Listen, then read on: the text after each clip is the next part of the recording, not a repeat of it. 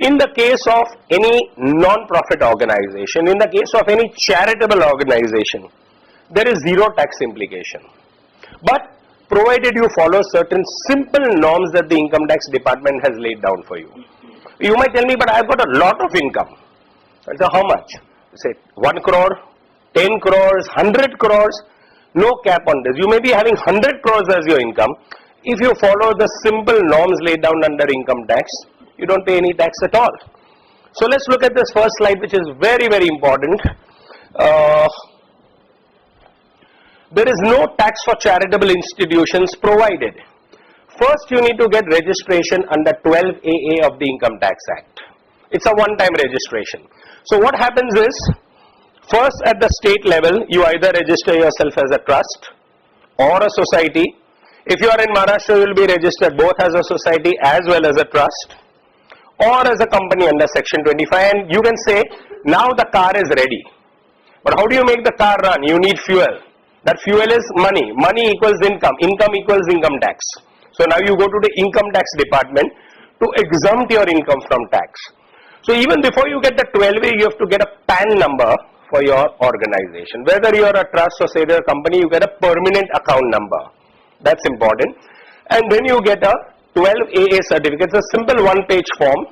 With that you attach your registration certificate with charity commissioner or whatever the case may be, and attach your constitution, that is your trust deed, memorandum and articles of association, and whatever other details that the department may ask you for.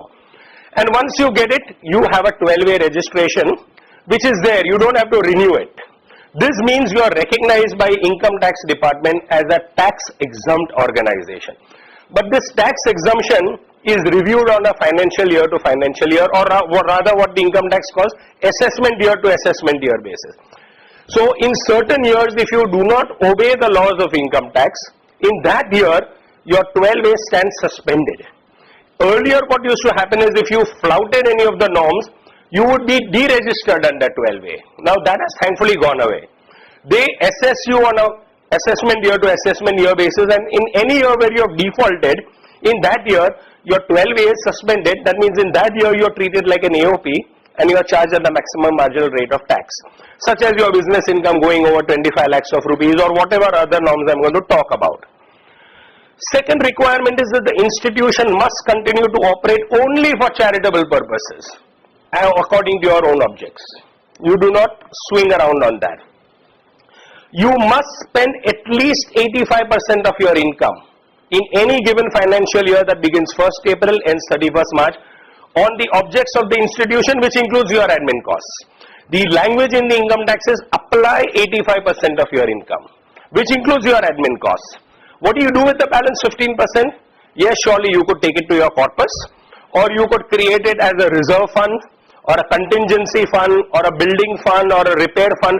Let's say you are running a hospital, so you may put that money aside for some kind of a contingency or a repair fund for your hospital or for your school or whatever. That 15% is unencumbered. So you can really create a sort of a corpus or a reserve fund. You put it under any nomenclature. But that minimum requirement of 85% spending is mandatory. You must invest your funds only as per norms prescribed under 11.5. That means no investment in shares and stocks, bank deposits, Government of India, bonds, etc. And the trustees and their relatives should not derive any personal benefit. Most important, Section 13 over here.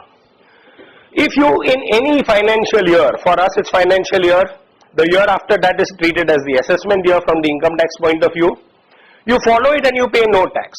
Now assuming in any financial year, you default on any of these things, what happens? Well, very thankfully none of your trustees will go to jail. What will happen is, in that year the no will go away. In that year you will pay tax. And in the next year you will behave yourself and the window will open again for you. It's as simple. That's income tax for you in a nutshell. Income tax exemption.